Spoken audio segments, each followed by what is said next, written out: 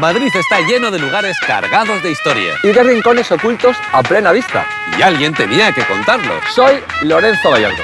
Soy David Botello. Y esto es El Punto sobre la Historia.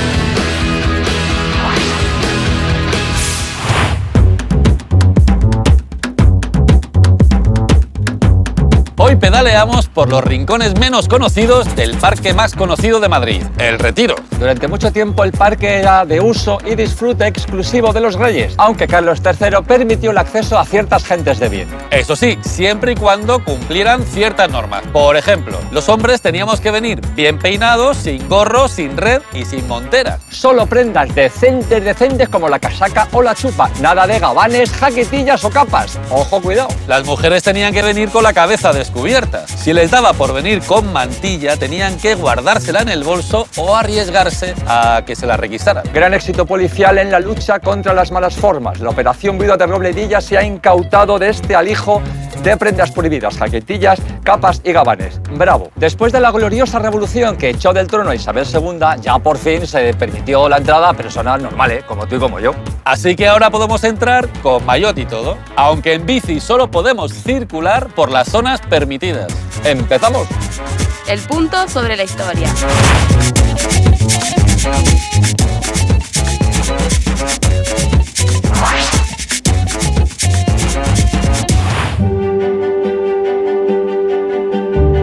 Esta es una réplica exacta del gran telescopio de William Herschel y está en el Real Observatorio de Madrid. Herschel era músico y astrónomo y todo un manitas. Empezó construyéndose telescopios de andar por casa para estudiar las estrellas y acabó descubriendo Urano. El meollo de sus telescopios estaba en los espejos. Para hacerlos se inventó una aleación secreta de metales y se montó una fundición en casa. Cuentan que en las noches claras miraba el cielo y en las noches nubladas pulía los espejos.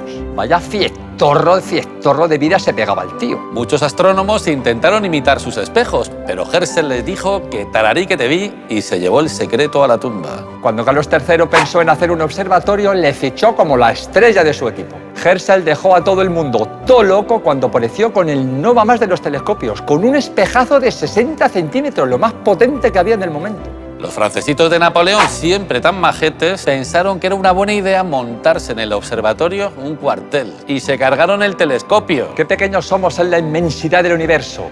Bueno, tú eres un poquito más alto que yo, pero para entendernos.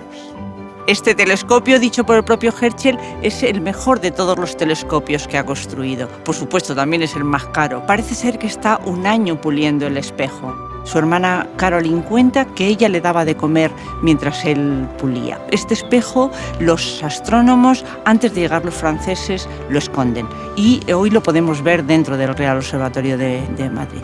Herschel es un punto.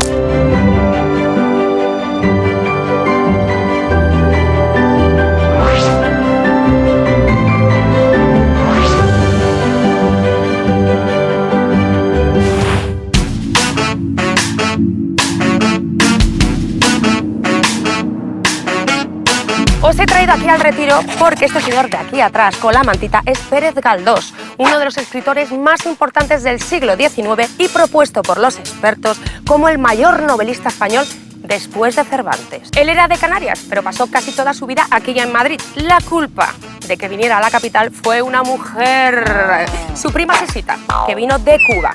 Claro, cuando su madre vio el percal, dijo: niño, vete a Madrid a estudiar. Galdós no era buen estudiante, no. De hecho, él lo escribió en sus memorias. Era más de hacer pellas y visitar las calles de Madrid. Aquí conoció a unos paisanos canarios e hicieron sus llamadas tertulias canarias. También visitaba el Ateneo, donde conoció a Francisco Silvela, Cánovas del Castillo y Leopoldo Alas Clarín, que eran muy coleguitas. Galdós fue periodista, pero su gran obra fueron los episodios nacionales. 46 novelas, donde se cuenta el día a día de los españoles y también la historia desde la batalla de Trafalgar hasta la restauración borbónica. Para conocer los entresijos de los españoles, cogió una mochila, se embarcó en todos los transportes públicos que había y además se alojó en los sitios más cutres. ¿Para qué? Para saber la historia de los más desfavorecidos y conocer estas historias de primera mano.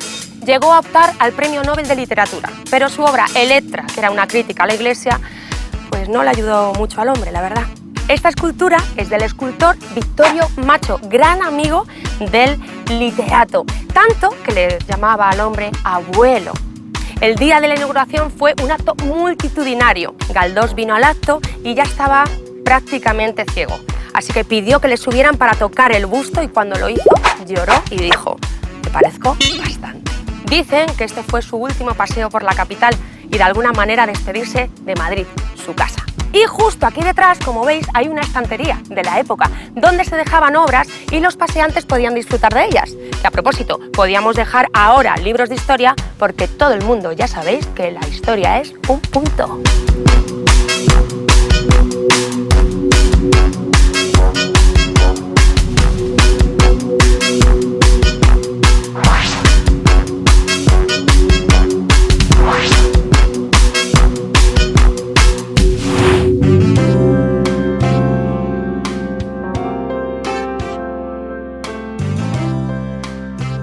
Este señor tan tumbado a la romana no es un senador, sino Santiago Ramón y Cajal, un investigador al que le debemos casi todo lo que sabemos sobre las neuronas. Descubrió básicamente que las neuronas son células que trabajan de forma independiente y que no todo el mundo tiene las suficientes. Bueno, esto es cosa mía, no de don Santiago.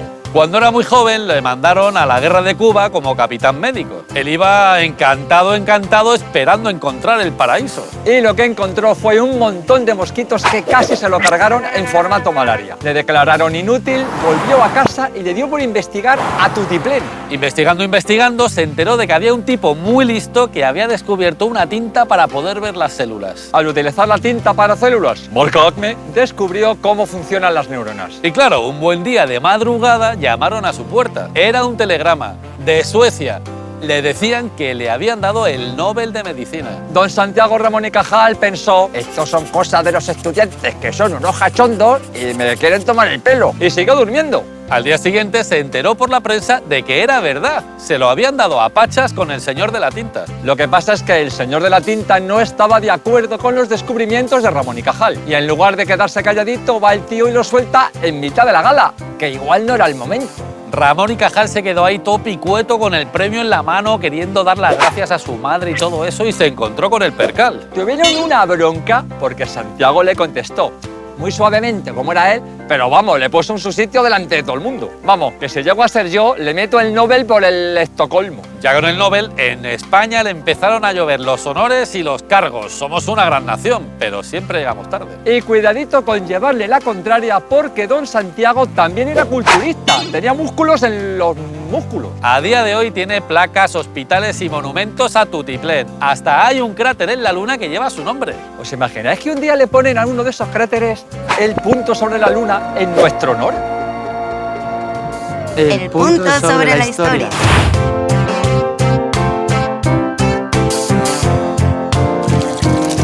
¡Ay, va, qué chorrazo!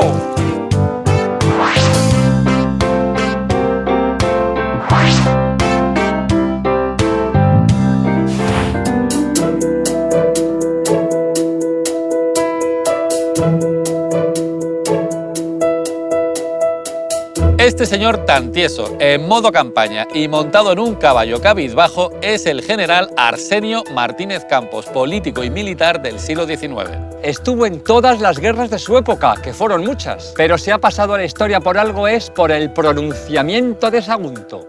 ¡Sagunto!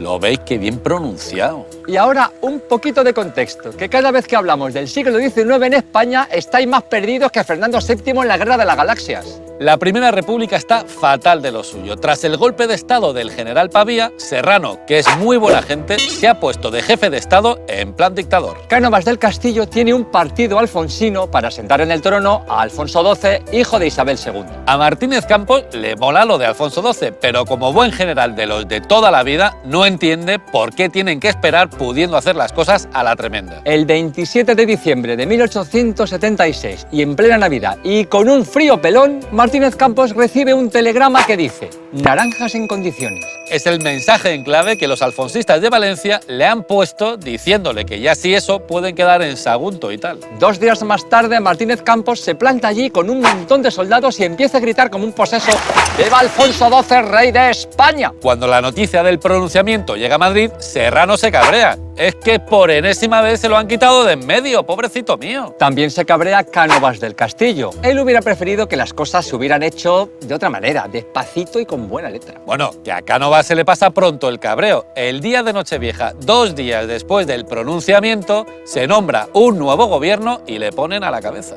En un pispás, Martínez Campos se pronunció en Sagunto, acabó con la Primera República, restauró la monarquía y sentó en el trono a Alfonso XII así, sin despeinarse. El monumento es de Benlliure, ya sabéis que somos muy fans. Es tan pintón que le dieron la Gran Cruz del Mérito Militar. Bueno, Zagalada, ya veis lo que da de sí un buen pronunciamiento. La historia es un punto.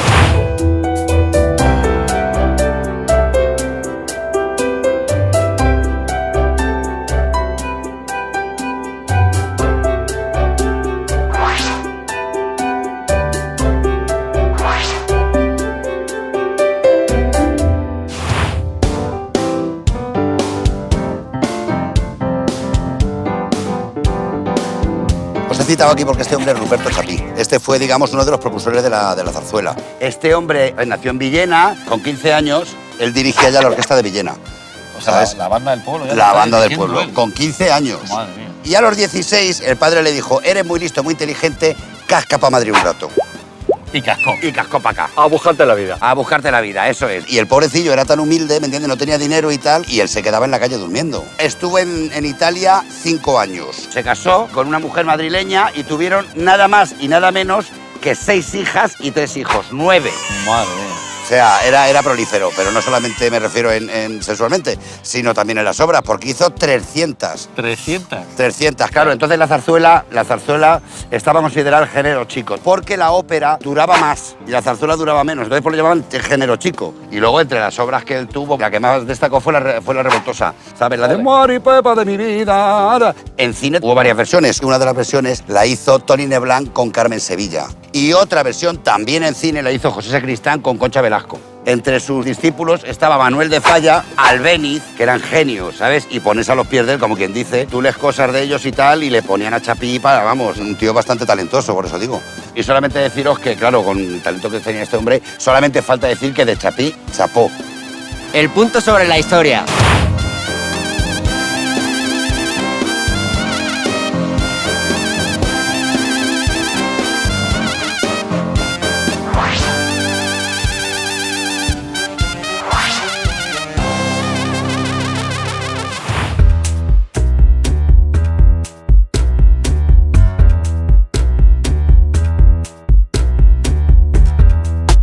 Este señor tan quietecito y tan afrancesado es Francisco de Paula Martí y Mora, inventor de la taquigrafía española tal y como la conocemos ahora. A ver, para los millennials, taquigrafía no significa escribir tacos. Para eso no hace falta ayuda de nadie. La taquigrafía es algo así como unos garabatos con los que puedes escribir rápidamente una conversación a tiempo real. Vamos, como las notas de voz del smartphone, pero con un señor escribiendo ahí ya toda mecha. La frase de arriba es una cita del poeta latino Marcial, que se traduce como: corran cuanto quieran las palabras, que la mano es todavía más rápida. Que como veis es una versión cultureta del lema de los trileros de la mano es más rápida que el ojo, la mano es más rápida que el ojo. Francisco de Paula Martí, Paco para los amigos, nació en tiempos de Carlos III y era un grabador de los buenos. Lo que pasa es que a Paco lo que de verdad le gustaba era la taquigrafía. Pa' gustos los colores. Ya sabéis que en la guerra y en la cosa de escribir rápido todo vale. Ni siquiera perdía el tiempo en estirar la mano y mojar la pluma en el tintero. Por eso inventó la pluma fuente, que es una estilográfica de toda la vida, con su tubito de tinta, con su tapa, con sus cositas, pero un siglo más antiguo. Paco estaba tan centrado en escribir rápido que no se dio cuenta del negociete que tenía entre manos con la pluma. Así que se olvidó de patentarla y luego fueron otros los que se apuntaron el tanto de la estilográfica. Así que, zagales, aprended bien la lección. Si se os ocurre algo, patentad y patentad. Y no perded tiempo escribiendo a toda máquina. The History Point, le point sur l'histoire.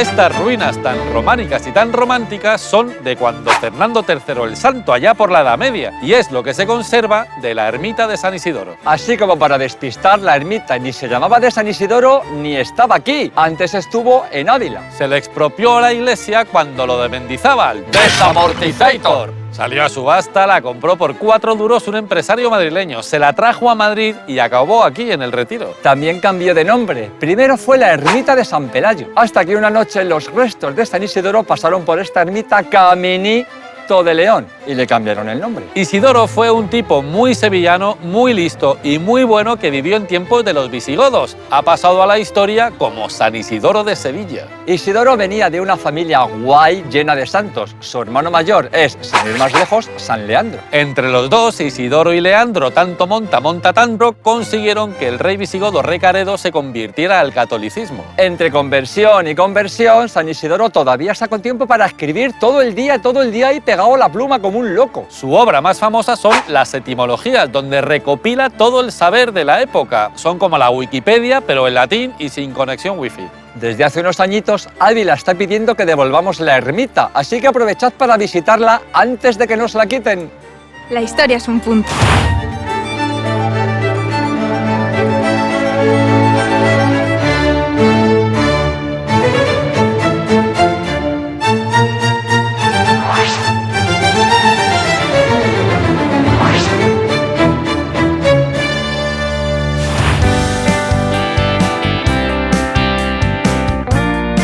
Esta casita de cuento no es la de Hansel y Gretel, sino la casita del pescador, uno de los caprichos de Fernando VII. Aquí venía toda la familia real a descansar de sus cosas de reyes y a echar la caña a ver si picaban. Si es verdad lo que se cuenta, por aquí cerca podría haber escondido nada más y nada menos que un tesoro. Os contamos, a Felipe IV, que era un jachondo, le encantaba tener a la nobleza entretenida. Uno de sus jueguecitos más molones era el de esconder tesoros. Para los señores, escondía monedas de oro. Para las señoras, joyones. El que encontraba el tesoro, se lo quedaba. Un buen día, el tipo que escondía los tesoros lo hizo tan bien que nadie pudo encontrarlo. Eso es porque no llamaron a una madre. Por lo que se ve, aquel era el tesoro más valioso que se había escondido jamás. Ya. ¿Vosotros os creéis que un tipo que esconde un tesorazo así, luego va el tío y dice que no se acuerda de dónde lo ha escondido? Bueno, en realidad, el principal sospechoso tuvo la genial idea de morirse de repente justo antes de poder decir dónde estaba el tesoro. El caso es que nunca se dejó de buscar aquel tesoro. En los años 50, el ayuntamiento contrató a un zahorí, uno de esos tipos con un péndulo y una varita, para que encontrara el tesoro. El espabilado aseguraba categóricamente que el tesoro estaba aquí. Y claro, empezaron a cavar. Los madrileños hablaban y hablaban del asunto. Los trabajadores cavaban y cavaban zanjas y el zahorí gritaba ¡más abajo, más abajo! Cuando la zanja alcanzó los 18 metros de profundidad, que parecía que iban a salir por Nueva Zelanda, el ayuntamiento se resignó a la realidad. Los obreros dejaron de cavar y el zahorí perdió su reputación y su trabajo. 10 años más tarde, 2 trabajadores del Retiro encontraron un puñado de monedas valorado en 300.000 pesetas de la época. Como fueron majetes y lo entregaron, el alcalde los recompensó con 5.000 pesetas y un pisito a cada uno. Aquellas monedas eran de la época de Fernando VII, así que el tesoro de Felipe IV todavía sigue esperando. Y para acabar, ¡a acabar! Que nosotros ya hemos empezado. Somos de Málaga y Madrid es un punto.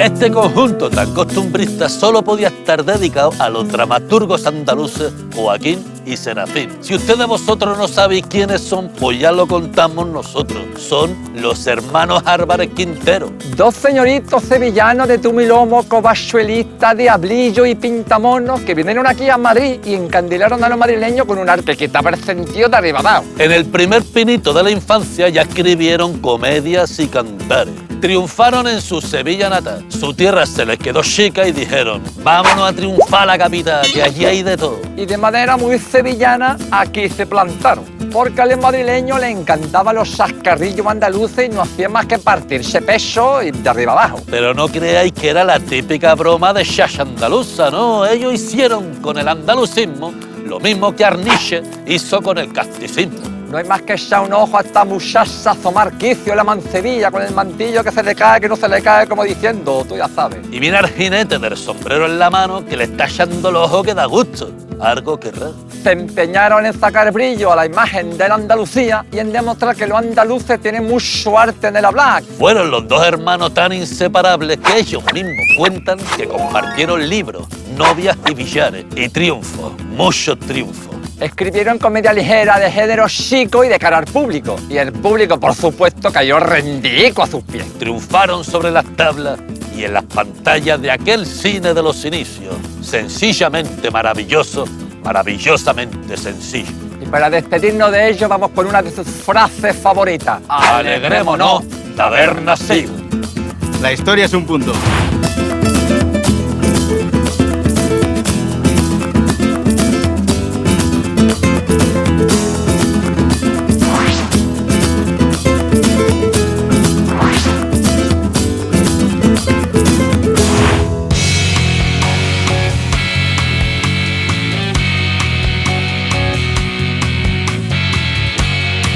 Os he traído aquí al Retiro y nada, os quería contar un poco la historia de un cruceiro que hay aquí detrás, que tenéis por aquí, que es una réplica exacta de lo que tenemos en Santiago, en la Plaza del Obradoiro, no sé si lo conocéis. Antes todos estos cruceros estaban metidos en zonas, digamos, entre comillas, ¿no? En zonas donde hacían rituales paganos y cosas raras, ¿no? Pero luego con Carlos V, pues toda la historia cambió, ¿no? Esto sucedió cuando el Concilio de Trento, ¿no? Que se reúnen todos aquellos que saben tanto de cultura, de teología, de historia y de todo, ¿no? Entonces ellos decidieron en aquel momento que volvía a existir el purgatorio, ¿no? ¿Qué es el purgatorio? Era como una antesala antes del juicio final, donde se decidía si iban a ir al cielo o iban al infierno. Entonces, ¿qué pasaba aquí? Pues que podían rezar o pagar para salvar el alma. Una de las cosas que podían hacer las familias de los muertos eran levantar cruceros. Una vez que tenías el crucero levantado, pues tenías la vida eterna ganada, ¿no? Y eso era maravilloso porque era para ti, para tus familiares y para todo el que quisieras, ¿no?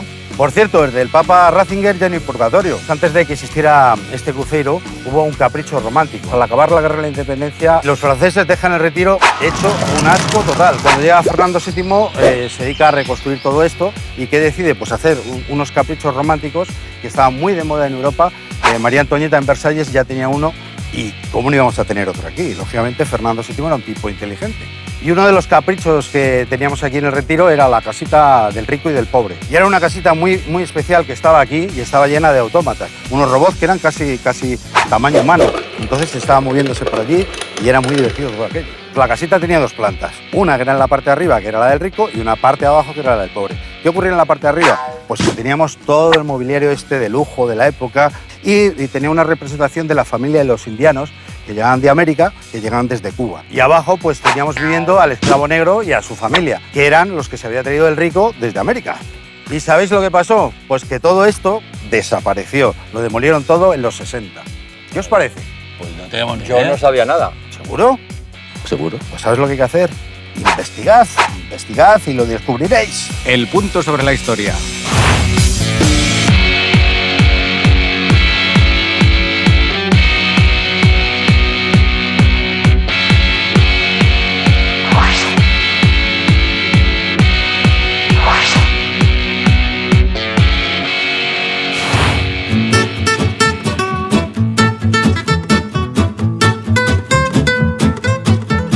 En este famoso Paseo de las Estatuas hay 13 pedestales. Y vosotros diréis, claro, 13 pedestales para 13 estatuas. Pues no. Uno de los pedestales está vacío. Y diréis vosotros, 13 pedestales para 12 reyes de la monarquía hispánica. Pues tampoco. Dos de las esculturas son del mismo rey, Sancho IV el Bravo. Sancho era hijo de Alfonso X el Sabio y de Violante de Aragón, que a su vez era hija de Jaime I el Conquistador. La llegada al trono de Sancho IV es una de estas historias de traiciones familiares, sangre y puñaladas traperas por la espalda que tanto nos gustan. Como toda esta historia es un jaleo, lo vamos a explicar usando nuestra pizarra. Bueno, Begoña, este es Alfonso X el Sabio, que tuvo varios hijos. El mayor es Fernando de la Cerda, y el segundo, que es Sancho. Muy bien. ¿Y qué le pasa a Fernando? Bueno, pues Fernando se queda medio muerto matado del todo en el campo de batalla, que como sabes es la forma más radical de despedirse de una corona y de cualquier cosa. Claro, lógico. De toda la vida de Dios, muerto el hijo mayor, la sucesión pasaba automáticamente al segundo hijo, en este caso a Sancho, pero ya no, Nasty de Plasti. Alfonso X acaba de estrenar las 7 partidas que indican que la línea de sucesión es la del hijo del difunto Alfonsito. Alfonso X, viendo que esto de las 7 partidas es un jaleo, se echa para atrás y decide que Sancho sea su sucesor. Ya, como que iba a ser tan fácil. Y va doña Violante, la señora de Alfonso X, y un tío de Alfonsito dicen que naranja de la China. La ley dice que esto es para el chaval. Alfonso X, que a estas alturas la verdad es que no parece muy sabio, decide intentar contentar a todo el mundo y se saca de la manga un reino, el reino de Jaén, para dárselo a Alfonsito. Sancho se pone farruco porque le parece fatal que le dividan la herencia. Entonces se reúne con unos cuantos nobles poderosos y así de mala baba y se rebela contra su padre y le conquista territorio. Por listo. Como era de esperar, Alfonso X no se lo toma muy bien, así que deshereda a Sancho y con ayuda de los bereberes, que son sus antiguos enemigos, empieza a recuperar posiciones. Y está Alfonso en lo mejor de su carrera, en pleno éxito, y va y se nos muere. No digas. 26 días después, Sancho se convierte en Sancho el IV, porque le coronan en Toledo. Ya os podéis imaginar que este reinado no va a ser muy fácil. No, la verdad es que no. No, bastante complicado. ¿Te imaginas cómo serían las cenas de Navidad en esta familia? Pues como en la mía, haría un mal rollo que no. Esto de pásame la sal. No, de Fabián no me quejo, ese que no oye. Pero en muchas casas debería ser así.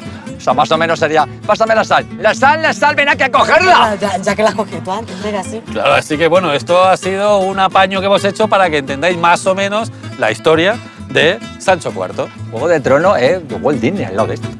Madrid es un punto.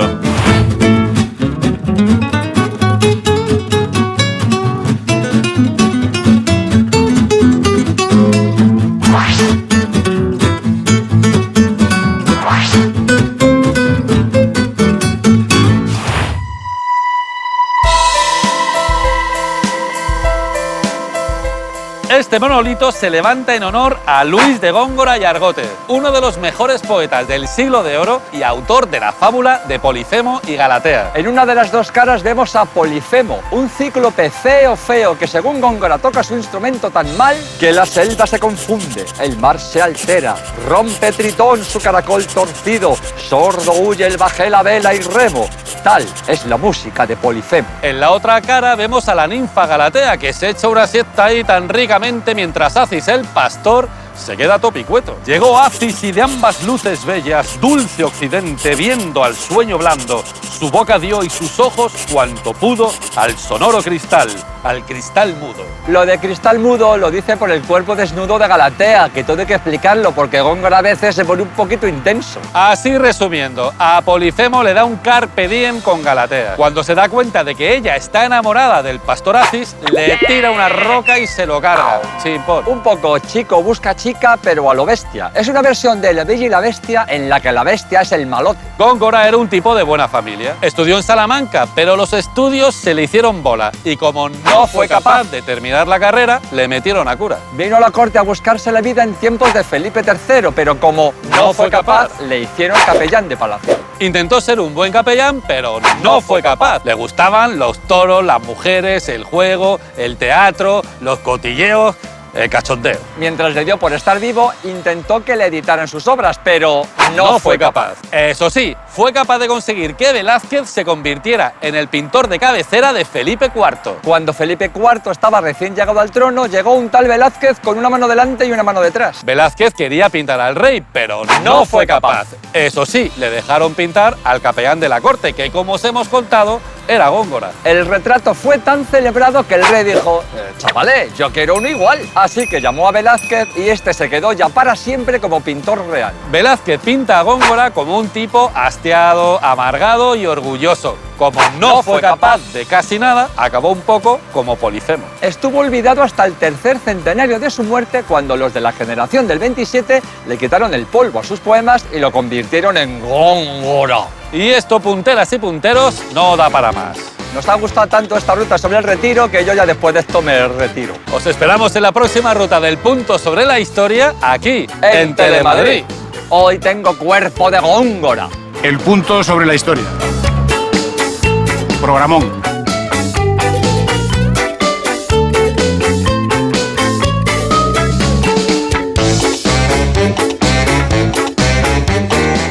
Desde Bariloche, Argentina, les mandamos un saludo A todo el equipo del Punto sobre la Historia. Desde Houston, Texas, desde el Space Center de la NASA, un saludo a todo el equipo del Punto sobre la Historia. ¡Somos punteros!